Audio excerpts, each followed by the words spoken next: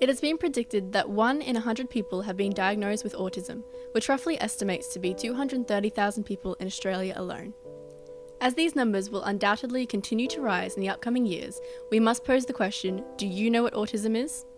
Autism has been defined by clinical psychologist Vicky Gibbs as a neurodevelopmental brain disorder in which 1 in 45 children are born with. With most children commonly diagnosed between the ages of 3 and 17, parents of children with autism spectrum disorder have their lives almost flipped around in an instant when caring for the autistic son or daughter.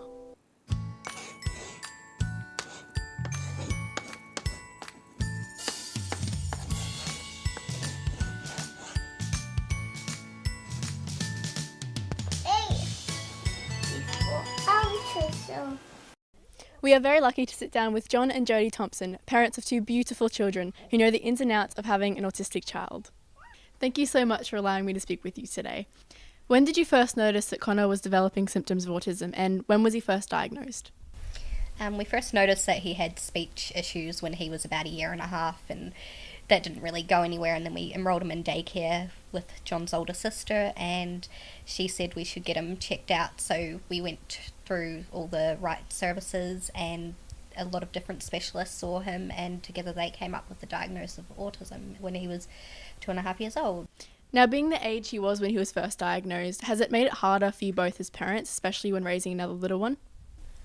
Well, there are their ups and downs with it. I mean, he's a lot more advanced in some ways, so it's good so that he can tell us what he wants with reading it and that, but it's hard when you're just trying to get him to talk and he can't really express anything. With the skills that he has, it's good because he can teach his younger sister, and with the skills that she develops more faster than he does, she's also teaching him new things. And so, yeah, it's been good rather than bad. And how would you say it has impacted your day-to-day life? Well, being a uni student, it's like, when I first started uni, it was all gung-ho, 4 days a week, and it's like, but having the kids and uni mixed together, it's like it just was too much, so I had to actually pull out a few classes.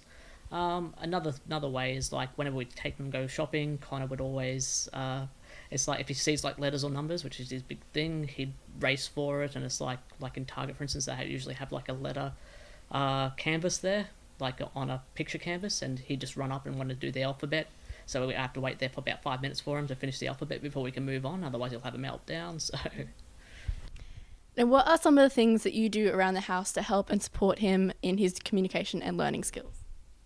well, and helping him with his communication skills, we set up a blackboard, and it's got like a sentence there. So if he comes up and brings up a cup or something for us to ask us for a drink, we'd send him over to the blackboard and say, use your words, and he'll sit there and actually read the actual blackboard.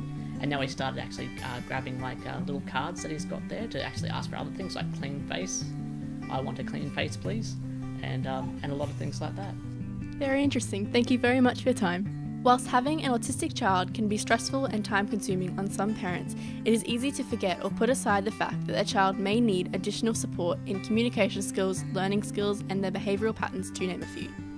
We are joined today by Connor's occupational therapist, Amelia Stanfist, who specialises in assisting patients through everyday life, in Connor's case, assisting through common everyday skills. Thank you for speaking with me today. It's much appreciated. My first question for you is, what is your role as an occupational therapist? Well, an occupational therapist is a lovely holistic type of therapy that works towards someone's meaningful occupation. So in Connor's specific situation, it's through the occupation of play.